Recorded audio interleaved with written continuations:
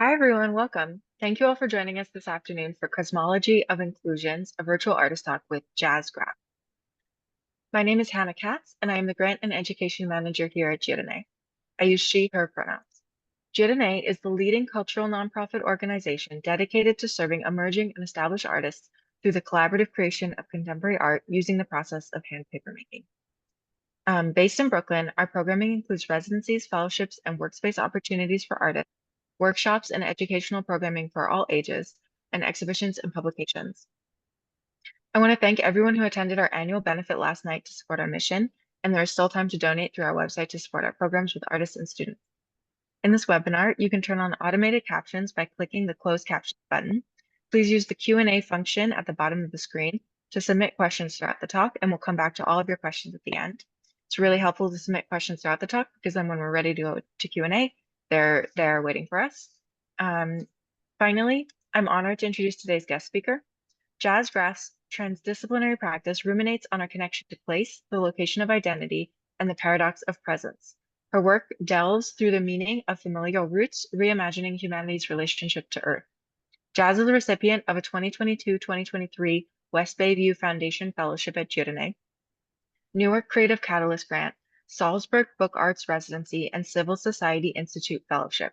Her work has been featured at the Newark Museum of Art, as well as published in Asian Diasporic Visual Cultures and the Americas, AM New York News, and on New Jersey PBS Television News.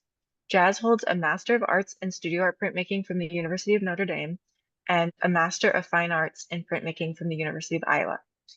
The West Bayview Fellowship, as I mentioned before, that Jaz participated in, was established in 2018, and it offers an immersive studio mentorship opportunity for visual artists to work with Dieu Donné master papermakers, gaining practical experience working in a professional papermaking studio. I would also like to express our deep appreciation to the artist Joan Hall and her late husband, Mark Weil, for their generous support of fellowships at Dieu Donné. So without further ado, welcome to Jaz. Thank you, Hannah, and welcome, everyone.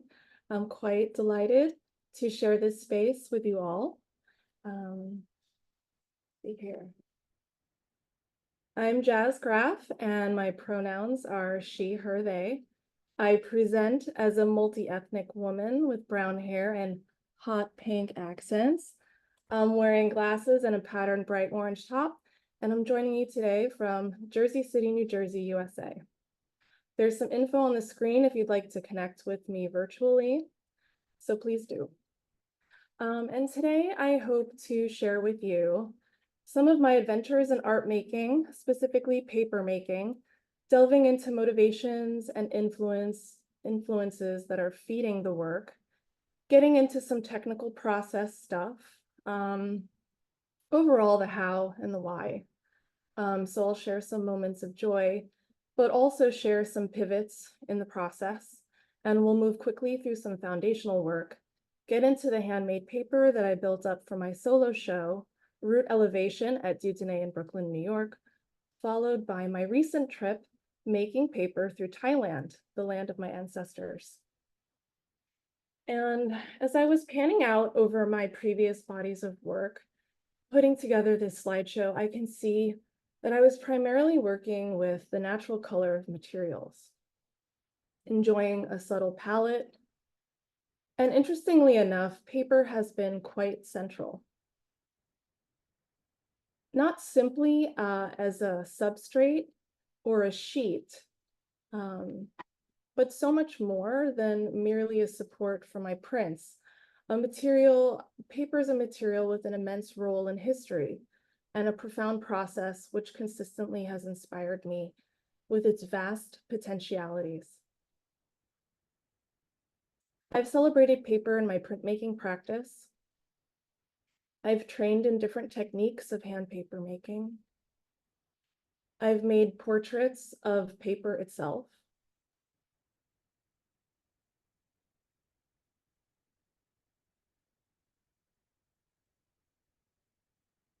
And I'm exploring the space of a page that can encapsulate time and can represent a specific place, even act as a sort of ghost limb of its author.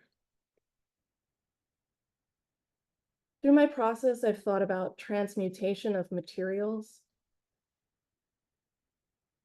How does physical content, the material ingredients, and perhaps the ideas along with them change throughout the process? How might context inform the information that's being read? I'm interested in the gestures and body language that can be read through paper as material, which has an amazing capacity to accumulate memory, acting as living records of environmental history and human ecology. This project came about in 2018 and has been ongoing.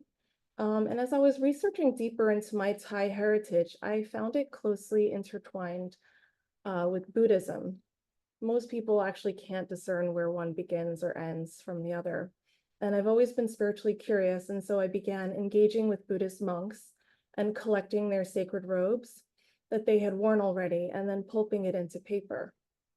I blend it with Thai mulberry fiber, which I consider as a plantcestor.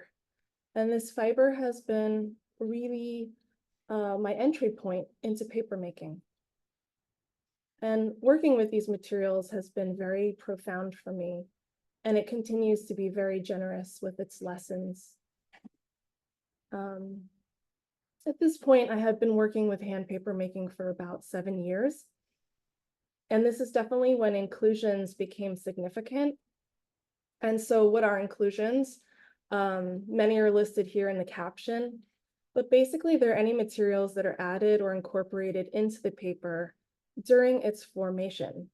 The possibilities are endless, and I'd say most people are familiar with inclusions as being decorative, like flower petals or leaves, maybe glitter, all sorts of things that are not necessarily glued on, but they're a part of it. And I'd like to just hover on that idea for a moment, because I'd like to think about inclusions like a subtext or text that exists in the paper. And the inclusions themselves can spell out memory and meaning and alchemy.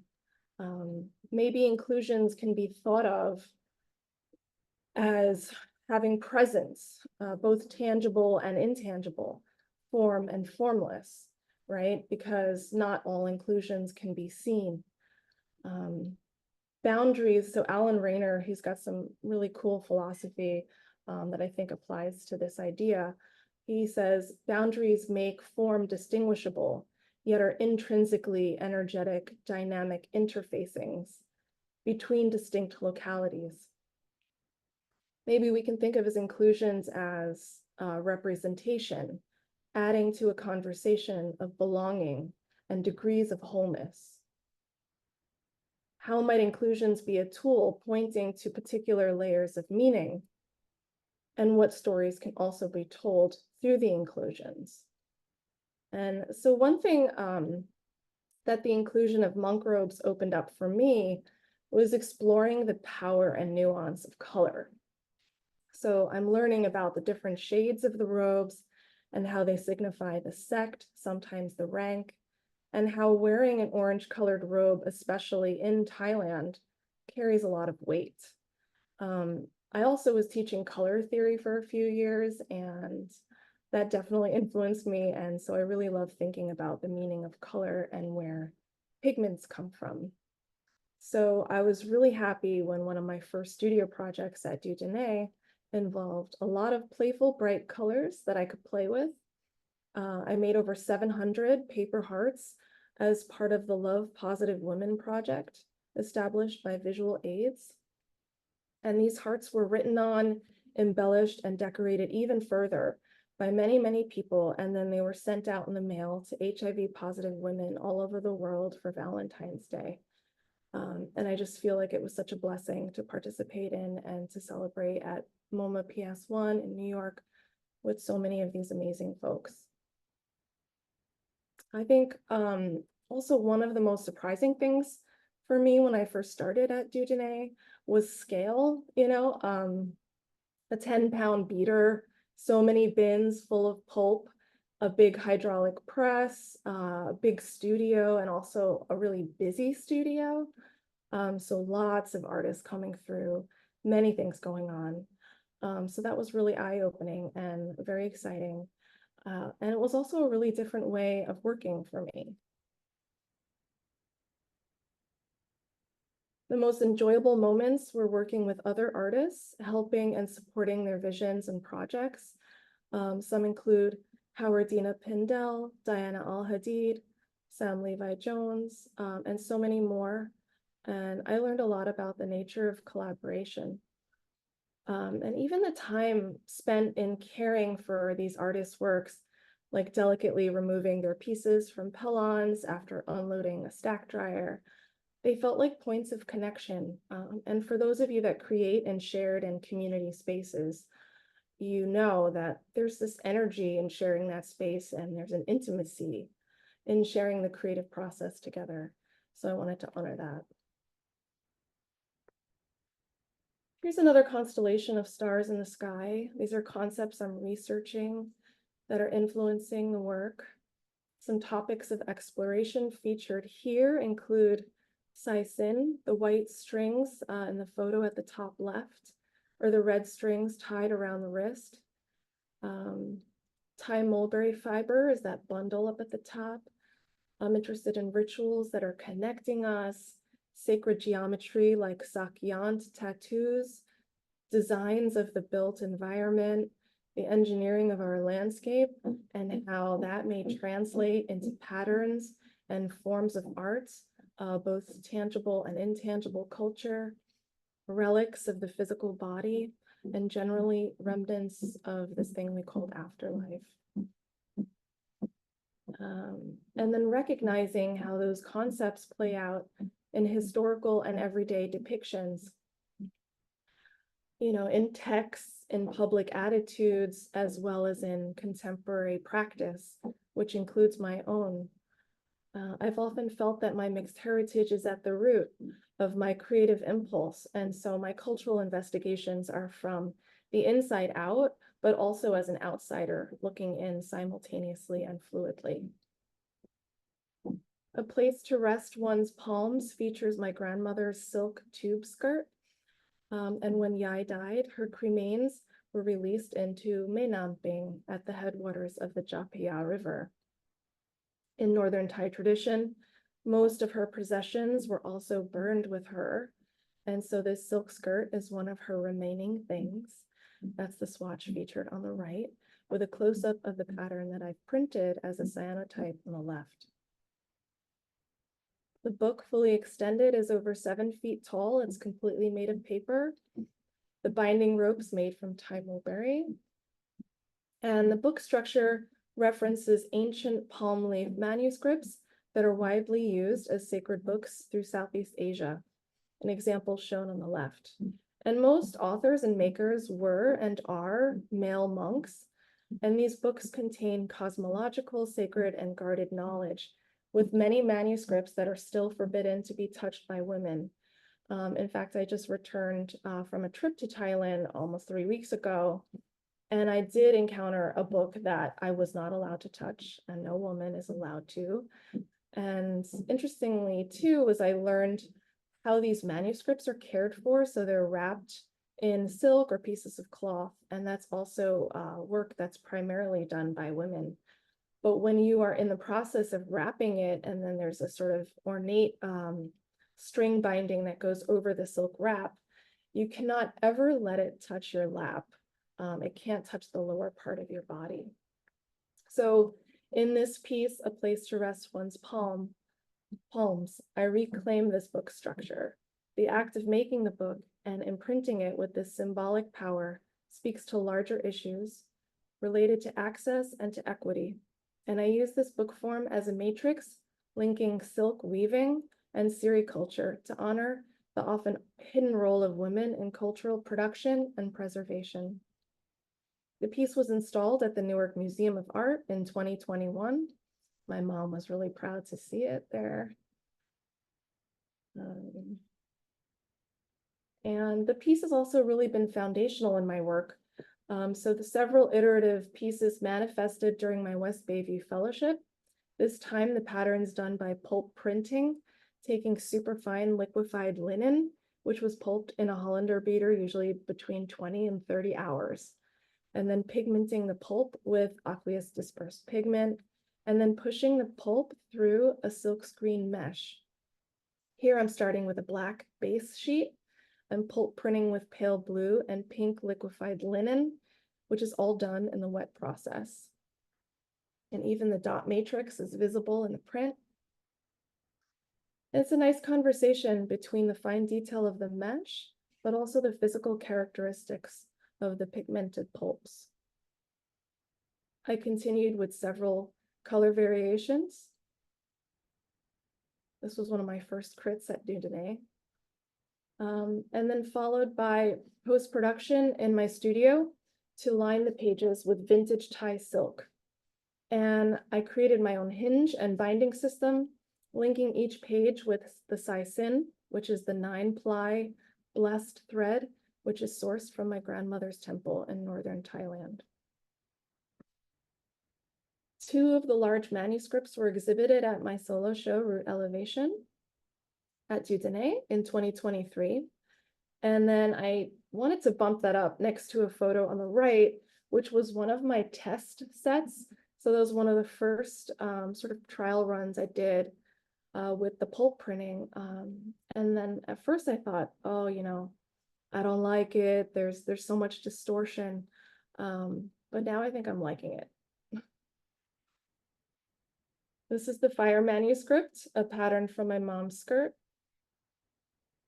And this, I started using gold leaf to line some of the edges of the pages of the leaves. And then I sort of obsessed with gold leaf even more. But it also really spoke to this concept of fire that I've been working with because I'm exploring this idea of cremation and transmutation. And here the yellow panels are the pulp printed paper, which is mounted onto stained wood. And it's structured in a sort of ladder shape. It's installed in the corner of a room where the 2 walls meet, and it's occupying both the floor and the wall space with a leaning posture rising from a bed of ash. And ash is acting as evidence of a threshold crossed. I had the opportunity of collaborating with Tatiana Ginsberg, a master papermaker at Dieu Donné, and this was really the first time I had ever had professional support in the studio to complete new work. My mother had a collection of silk fabrics, and so here I've embedded some silk strips that's been scorched and frayed, and then they're put between thin and transparent paper. The base strip holds some unburnt stubs of used incense sticks, and they're trapped beneath a layer of paper that is, I'd say, thinner than the skin of an eyelid.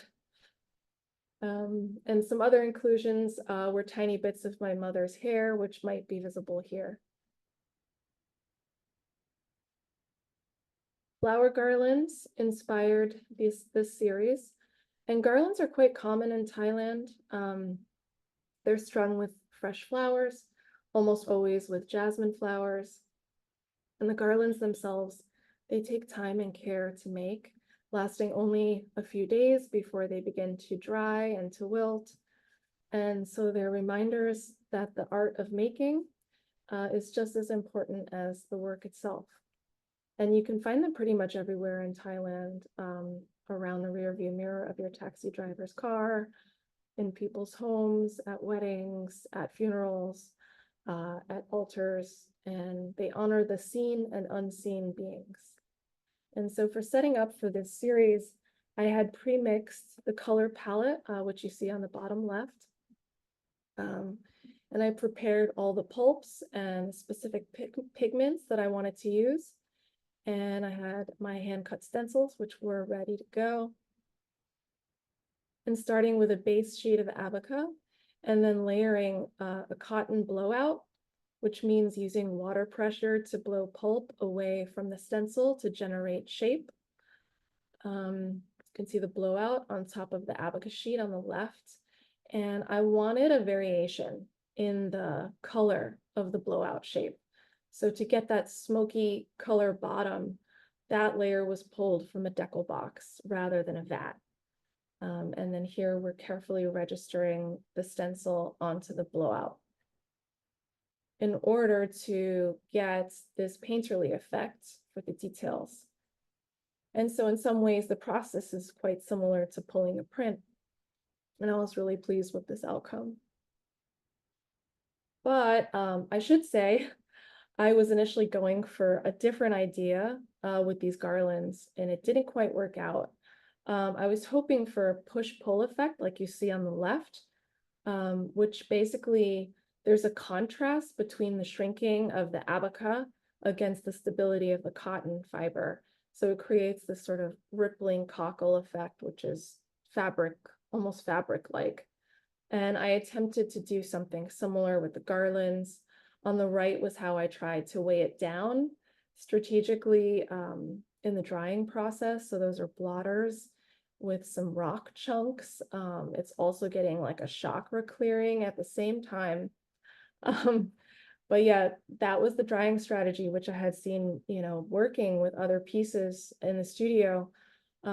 It didn't quite dry in the way I was going for, because I think drying is really its own art, which I'm also learning. So I was a little bummed out, but I did keep the pieces because there was so much work that I put into them.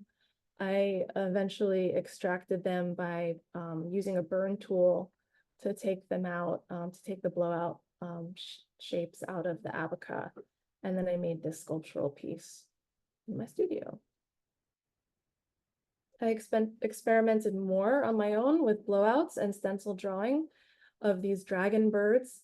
They're also known as the Garuda, and it's a mythological creature and also happens to be the national symbol of Thailand. But I have really good memories of growing up with one in my childhood home. So I wanted to also introduce this into the work. And two versions here that I've made. The left is a wall about, let's say, 9 feet tall, and on the right is about a 14-foot tall wall. The installation at Dieu Donné, I included the red bull of the Saisin, which came from my grandma's temple. And the string runs in an unbroken line from the bull through this sort of geometric pattern connecting the dragon birds and then streaming back down.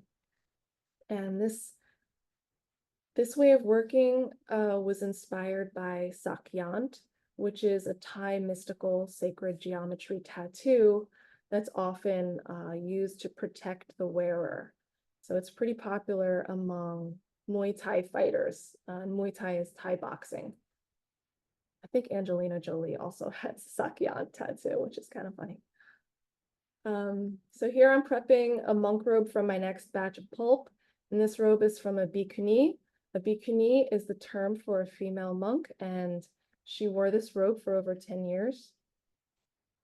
The Bhikkhuni Sutra also references palm leaf manuscript. The size of the work here is about 18 by 24 inches. And in my sutra series, I'm also taking some of my old prints that I've hand pulled.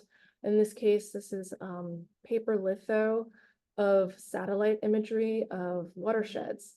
And then I'm breaking them down and then I'm embedding them between 2 sheets of paper. And the top and the bottom of the cascading manuscript leaves are zebra wood veneers. So there's bits of wood also as like top and bottom manuscript covers. In this case, you can see that there's a turquoise base sheet, which is peeking out from behind the embedded fabric with the Merlot facing sheet. Some other examples. And I really fell in love with working with mulberry in this way because it showed the evidence of the water and drawing the mulberry strands and wisps through the wet process. And then it stayed there as traces as the sheet dried. And again, this pairing is connecting the relationship between silk and mulberry. Green silk I sometimes use to reference rice paddy fields. And fun fact, my great-grandma also had a small rice paddy field. And this video is from my recent trip to Thailand, where I was giving a demonstration to a group of students and bhikkhunis. And the Venerable Dhammananda came over and says, "I want to bless you with my oldest robe." At which point I just gasp. And I'm trying to express my gratitude while I'm in total shock, because she wore this robe 23 years ago while she was a novice in training to go through with full ordination status. And Thailand is one of the few countries that forbids monks to do full ordination for women. But the Dhammananda has revived the Theravadan female lineage that died out nearly 1,000 years ago in Thailand. So she's a notable figure, and I'm deeply honored to receive her oldest robe. And the robe is stitched like the design shown here, with 5 panels, which were inspired by the beauty of rice paddy fields. I lived at Wat Song Tama Kalyani in Nakhon Pathom, which is, as far as I know, the only monastery in Thailand that performs female monk ordination. And it's also very controversial. And I stayed there about 6 weeks, making paper and engaging with the local and extended communities. There was a lot of prep work I had to do before I arrived there. I had just gotten a critter beater machine made by Mark Landers in New Zealand. And then I had to outfit the machine with a motor, a belt, 220-volt power cord, and a trip switch. I had to figure this all out in Thailand. So that took a little time to get running and then do some beater tests to get the desired results of my paper. But then the first day that I arrived at the temple, I was greeted with an outdoor space, which was shielded from the sun, and it had a cross breeze. And I set up my beater and I established a little paper making studio. I got straight to work. And P. Sumana was the first to donate her old robe, which bubbled up like crazy in the beater. So you see the suds sort of overflowing out of the critter. And this is because bhikkhunis don't use a washing machine. They do most of their laundry by hand. And so it leaves more soap residue. But as the days went by, more and more bhikkhuni robes were subsequently given to my project. And the main reason I wanted to be there and live with them was not only to engage with their community, but I really wanted to understand the significance of the robe material that I'm incorporating. What does this orange robe mean within the context of bhikkhunis of Thailand here and now? And what does it feel like to embody this way of life? So part of my research meant that I followed their daily schedule, waking up before dawn to chant, to meditate, participating in special ceremonies like Makha Puja during the full moon, gathering alms before the sun rose, a practice that has continued for over 2,500 years. And this is called Bintabat, in which we would walk with the monks to collect and receive food offerings from the local community. And then we ate that food together, all vegetarian meals. I also worked all day on making paper at the temple and helping with chores, a little more chanting at sundown, and attending some special talks. And here's a short video clip with some audio that I wanted to play for you. When you work with nature, you have to be willing to have a conversation. Nature also wants to speak to you. สื่อจิตต้องพูดกับเขานะคะสื่อใช้สื่อกระแสจิต You can't tell them what's happening. ขึ้นมาเถอะอะไรอย่างงี้ จงขึ้นมา ให้ได้นะ So that's a little taste of how the little workshops went. And I like this moment because after I said, nature wants to have a conversation with you, I saw some of the folks talking to the pulp. And then I thought that was just so great, especially in the context of animism in Thai culture. And here I presented my work in both Thai and in English. I gave demonstrations to students, to Bhikkhunis. Sometimes I had a translator. I showed Western style sheet forming with a mold and decal, a decal box, and then Eastern style sheet forming with a flexible mold, and also with the floating mold.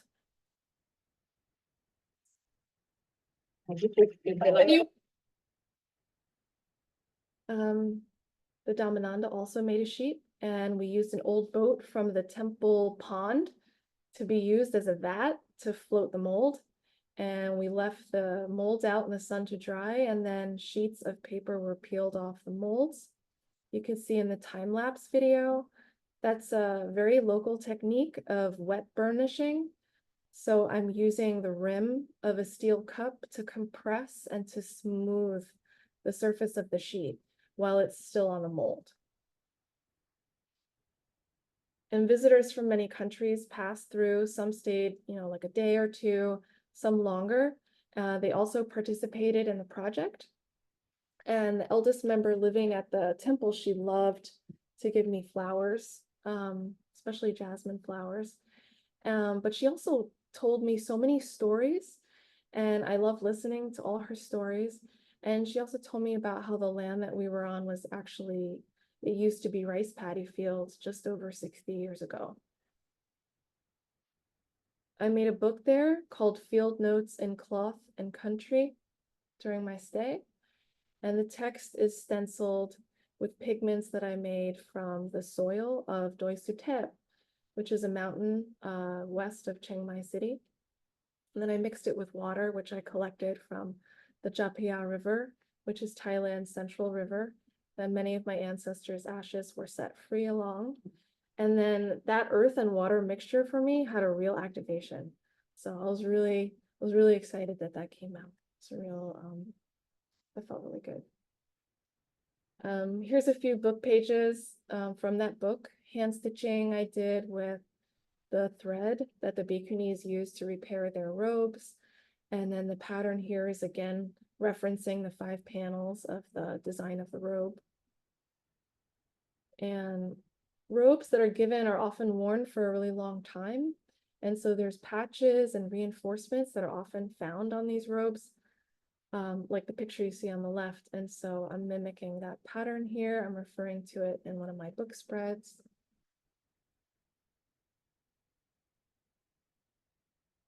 This is some bleached, unbeaten mulberry, which I've sourced from a papermaking village in northern Thailand in Bosang. And the final page in the book, I organized the mid, lightest tones and darker tones of my paper to loosely reference the Thai flag, which also happens to have 5 panels. And all the book pages were made with a blend of the Dhammananda's oldest robe and bits of all the robes from the group of Bhikkhunis that live there or have lived there at some point. And some pulp was even from a robe that was worn by a revered statue. Mulberry, so Thai mulberry was used as the base sheet, mixed with some stalks of the papaya and banana leaves, banana stalks on the monastery grounds. Also in my research of Thai paper making, I saw the production spaces of the village of Bosang and Sangkampang, which are known for their decorative paper crafts and paper umbrellas. And they had a gnarly old beater that was really cool, and lots of paper molds. I don't think I've ever seen this many molds in a space before. And I also got to visit the studio of Supan Pongsan, who's been making traditional gadatsa, which is the name for mulberry paper, and his beautiful studio surrounded by bamboo, which also he pulps into his paper. And he's been making paper in Thailand for about 40 years. I was able to examine many ancient palm leaf manuscripts known as bailan, and some of them were hundreds of years old even. The one that with the pointing finger showing the little blessing of the little white dots I think that manuscript was close to 200 years old. And the monk that showed it to me, I was so happy because when I came to visit, they just wanted to show me the manuscripts wrapped up. And when he met me, he said, you know, I'm going to open these for you. I never opened them for anyone. And then he quickly got some novices to sort of unwrap them, and they were just unveiling them to me. And he said, I believe it is in your destiny. So I was like, that was a really cool moment. But I also learned about how they were made. And I thought it was interesting to contrast this with the paper that I've been learning to make, which is really broken down. This is much more about harvesting the leaf itself and the treatment of the leaves as paper. And I think back to back, my time working at Dieu Donné and their facility that is very luxurious and has so many resources, in contrast to then making paper within a monastery context. I'm able to appreciate Western style paper and also Eastern style paper. And really the way that it's done, because of weather, because of resources, because of plants, lifestyle, they're sort of all woven together. So, you know, when I'm out in the field in Thailand making paper, it makes the most sense to harness the power of the sun. It seems like common sense, but really being there and doing it, being out in the field, it's really this nuanced specificity and understanding why things are done this way. So I really had such a deep reverence for both of these different styles, and to experience doing them in both venues. And also just understanding this idea of the material becoming. And the main focus of the work has really been this dance between the metaphysical and the actual. What is the nature of the material and its physical expression? What is the symbolic power of which it represents? How does the material matter in combination with the ideas and stories around it activate, engage, and expand on its dynamic cosmology? This is what I've been exploring in my papermaking process. And inclusions are just as much of a storytelling tool as imagery. And also circling back to the title of the presentation, A Cosmology of Inclusions, the way I'm thinking of that term cosmology relates to what are the material components of the universe I'm co-creating? What might its purpose be? What role does it play? And how might it function? So I'm approaching the work as a cosmological system, realizing that beliefs, traditions, and matter coalesce into becoming our own mythologies. So I'm really glad that I was able to share this with you all, and I'd love to hear any feedback you might have or questions. Thank you.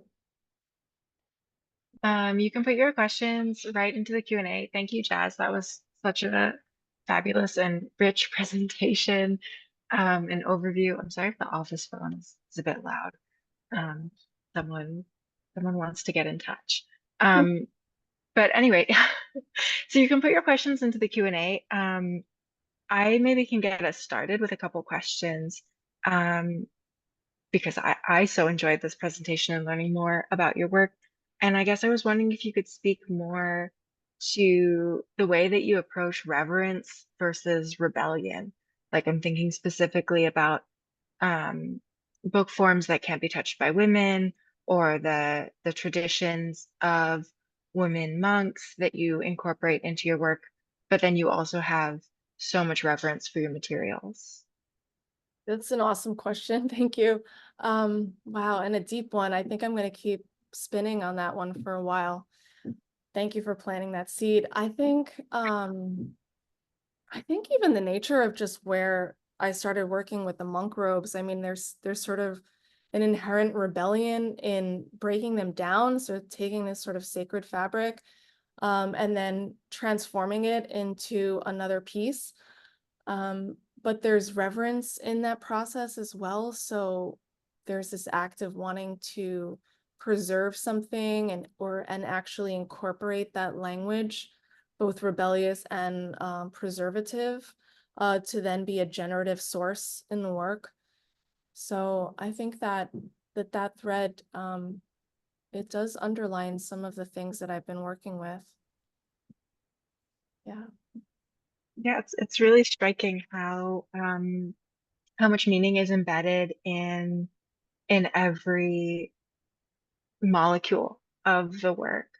And it's really interesting to see the symbology carry through from like the repetition of panels, let's say, or from the parallel of the transformation of cremation and the transformation in the beater, and the way that these things keep carrying through and become abstracted, but are so present still. I was really excited by some of your really early work, where you were drawing portraits of the paper, and it made me think that some of your later work also maybe functions as a self-portrait or a portrait of a culture. Do you ever think of your books as portraiture that's very abstracted? I've had a couple comments before like that, but I don't, I think they're always going to be a sort of portrait, right? I'm trying to look at that slide because I wanted to think about it while you're asking. Sure. So here's a wild way of looking at the whole show in like a blink. Yeah. Yeah, I think like there was this piece of art, and I think it was like there's the chair, there's the photo of the chair, and like there's the idea of the chair, and so this conceptual notion of the existence of a thing, and having these iterations, they're sort of incomplete independently, but then, or I don't want to say incomplete, I'm going to say insufficient. And so they become more of a complete whole. There's like, it's levels of wholeness, that you have this idea of something, and then you have this image of something, and then maybe a portrait is made of it, which is sort of like a commemoration in a way. But it is really to honor it and to show its existence. And like, then you think about the lasting structure of, how long do these things last? I think being in Thailand and seeing some of the collections, and seeing like the elements are quite harsh, it's very humid, and there's rainy season, and there's a lot of insects that love eating paper and string, and they and how these manuscripts might be housed, and they endure a lot, so they can kind of wear away quite a bit, which also adds to a level of value and preciousness that they have. And so this act of wanting to digitize them, or to draw them, or to have a portrait of them, is also another way of saying that this it was here, and it looked like this, it had this physical expression, and and I think for me, like when I etched this into stone, it was, the idea was like, oh, you have this very ephemeral thing that you're etching the idea of it into stone, and then it becomes paper again, so the whole thing becomes this long cycle. Yeah, it's a kind of rebirth. An interesting thing that I was just like, when I was at the monastery, I had my birthday there, but it was interesting because they don't really celebrate birthdays, and I talked to one of the elder monks, and they were saying there is no birth and there is no death, and that was so profound, because the idea of what they're doing moment to moment and day to day is recognizing like being of the moment, and that's a continuum. So there is no sort of beginning and ending. I thought that was quite lovely. Such a great thing to share. So we have a couple questions and comments from from our audience. Val writes, just a comment to say thank you for sharing. Your generosity and respect for the process and history are so inspiring. The work reflects this depth and care. It's lovely. So thank you for sharing that, Val. And thank you to Jazz. And then we also have a question. What about papermaking as a medium that communicates your ideas more strongly versus other media that other media cannot? Mm. Yeah, I think for me, because I really like to combine materials, but I think my main love in papermaking is its memory. And I really like to think about what's inside the material structure, because maybe as a printmaker, my training has been to think about it as like a support substrate.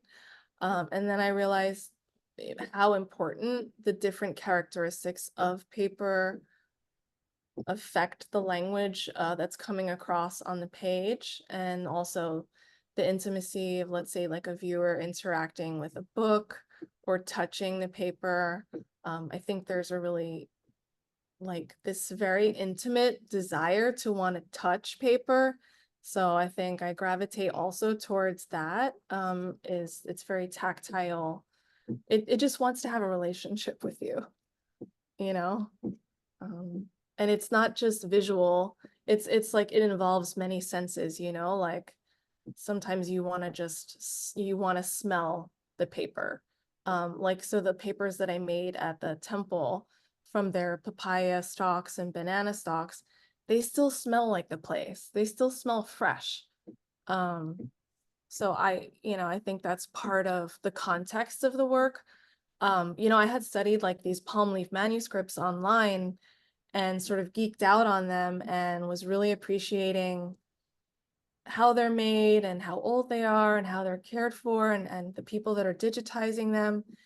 But then when you go to these libraries and you take your shoes off and you're barefoot in these libraries and you're sitting there and you're holding these manuscripts, the whole context of the experience is really forming your relationship with the paper and with the book and with the understanding of what it is, and even what you are at that moment, because you are having this a physical experience with something that's that's quite old, and also has traveled through many hands.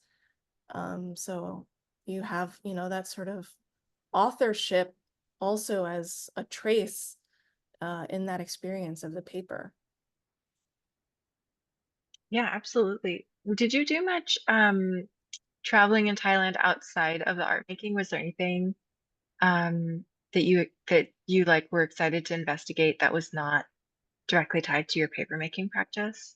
Yeah, I went to, they had the Thailand Biennial, and so there was a little road trip that was involved because I was doing my beater tests. So I had my beater set up in northern Thailand, and then it was about an 11-hour drive to get down to the monastery. Well, actually, we kind of shot up north to Chiang Rai a little bit, and that's where the biennial was. So I got to see some modern and contemporary art of Thai artists, also a lot of international artists working site specifically. So that rice paddy field that's in the picture right now, that was in Chiang Rai, and then kind of veering off to the right of that paddy field was a beautiful museum.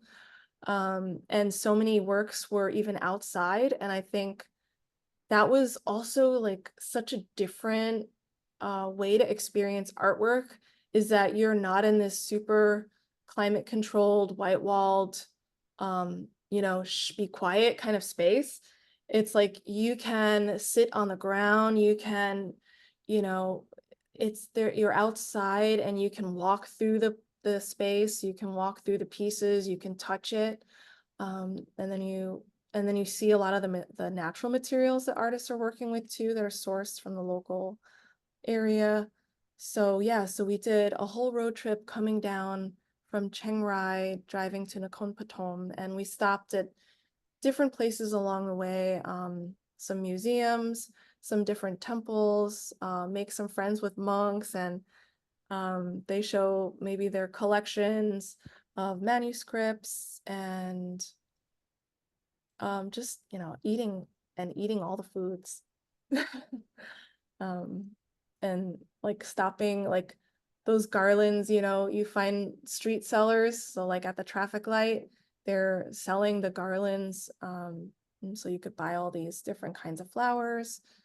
Also that sort of terracotta Garuda form on the bottom here, that's also, that was a tribute to the queen, the former queen of Thailand. So the former king, he was like the oldest reigning monarch in Thailand. He reigned, I think, for like 70 years, and his wife, Sirikit, the queen, the former queen, they dedicated these two beautiful chetties on the top of the mountain. And I really like to see that even the earthenware that they're using, they're sourcing from local clay. And so when I was mixing, I was collecting some of that soil from Doi Sutep. I loved that soil because it was so iron rich. It was like really this like reddish orangish pigment. And so I loved seeing that even in some of the clay works, because some of like the statues at temples, you can see the earth color that's indicating different parts of the country. Yeah, that's amazing. Thank you for sharing more detail on some of these images. We have another comment in the Q&A. Wow, never thought of paper as a transmigrational membrane. Ooh. Great. I want to encourage everyone, you can submit more questions, or I'll just keep asking my own personal questions, but we'd be happy to answer your questions as well. We have a couple more minutes left. Going back to material and thinking back to that video you shared where your workshop participants are speaking to the pulp, and you mentioned that relates to Thai animism. I was wondering how you feel like that might manifest in your work, or the way that you relate to the inclusions in your work.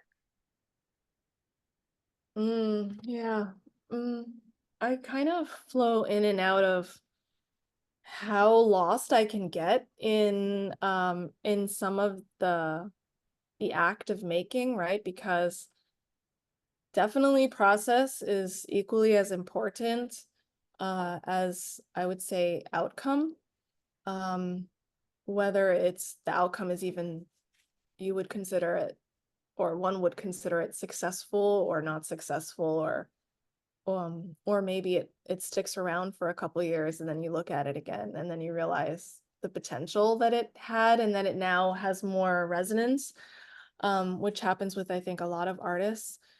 And I do keep some of those works around, and I'll have things that maybe I rejected from years ago, that now make sense.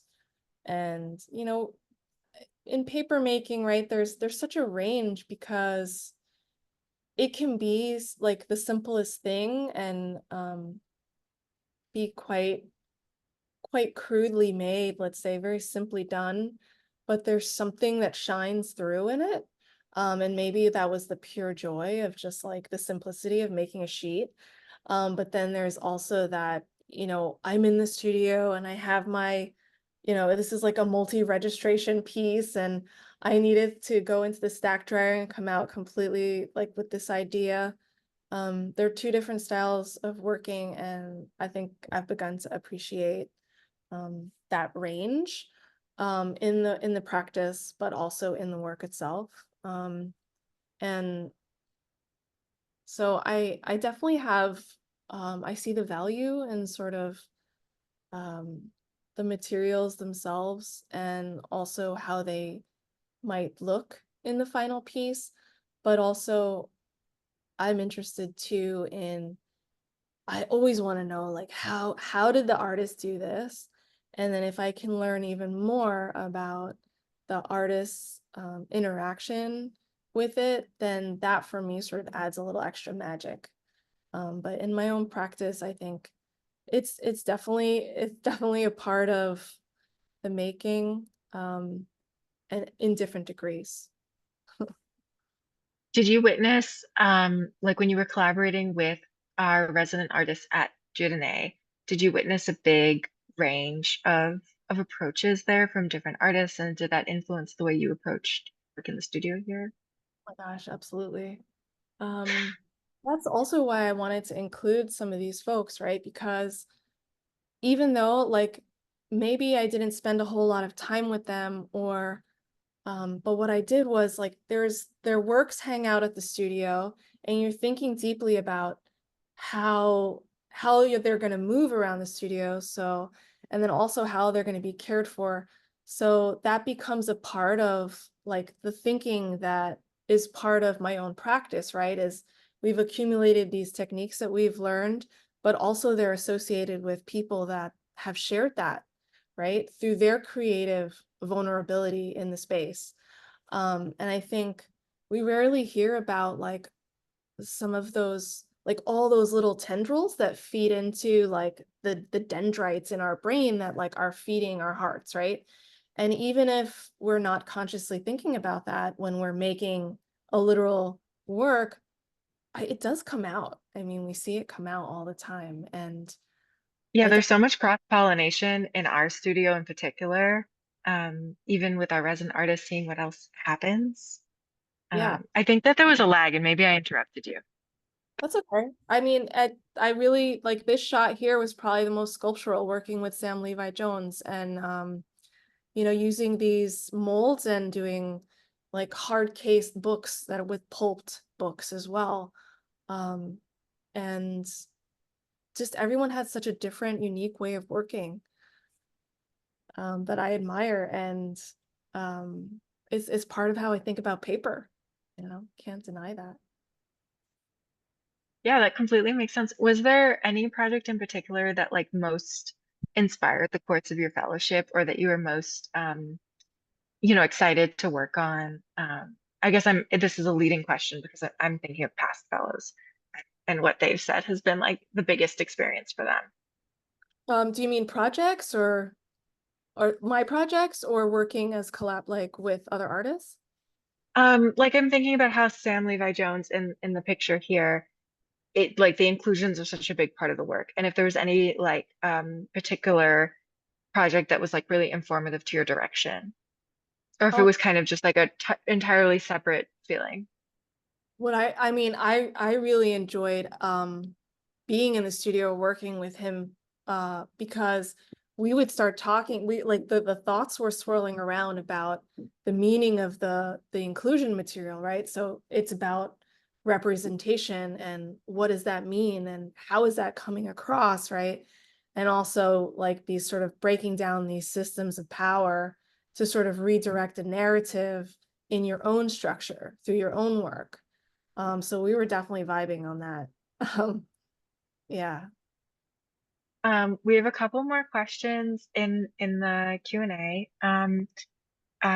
Someone writes, it occurs to me that the monk who instructed the novices to reveal onto you the 200-year-old scroll, occluded for centuries in the dark as well as from the palms of Thai women, um, the monk may have also been mirroring your powerful practice of inclusion. I love. Okay, that's a question. That's a comment, not a question, but thank you so much for sharing that. Very true. And then there's another question. It's a very big question. I think you can only scratch the surface in the time we have. What is the difference between paper made in the East and West, and how can it impact your work? Mm. Um, paper made in the Maybe, maybe a more approachable version of this question is how, because you mentioned working across many different papermaking traditions, do you feel like there's an impact in your work between more of the Eastern traditions and the Western traditions, like you're working at Dieu Donné? I kind of came back to this slide because I like this idea of thinking about boundaries, making form distinguishable, yet are intrinsically energetic, dynamic interfacings between distinct localities, right? Like, so maybe we can think about the Eastern and Western styles as like, which is triggering for me and plenty of other people, is like to call it that. but also to recognize, you know, like what that lens is, the Eastern and Western descriptive term, but to think about that those boundaries are dynamic. And because I also have sort of this mixed heritage, I kind of mix them up. But then when I see the traditions, the literal traditions of being in the field, so I recognized like why are certain things done the way they're done. I mean, I tried doing Western style in Thailand and I was like, there's so many challenges here. It's not quite working the way I have had it work at Dieu Donné, you know? And then I'm there in the field going like, okay, I totally understand why we're putting these molds out in the sun, why that makes the most sense to burnish them on the molds, et cetera, et cetera, et cetera. And even the nature of the fibers and how the fibers are often soaked or cooked, the treatment of the fiber. Yeah. Yeah, absolutely. Well, that's a great place to end. I'm realizing it's 2:02. So first of all, I want to thank everyone who joined us, shared their Tuesday afternoon with us. We so appreciate it. And of course, I want to thank Jazz for sharing her beautiful work and thoughts with us today through this webinar. We really appreciate that. Thank you so Um, much.